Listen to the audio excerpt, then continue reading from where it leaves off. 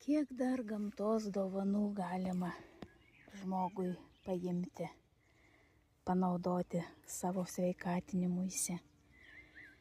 Kiek dar visko žmonės nežino, nepriima.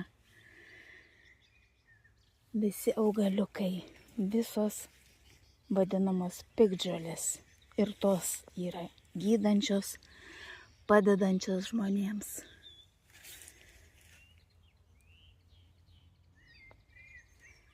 Išnaudokim gamtos dovanas.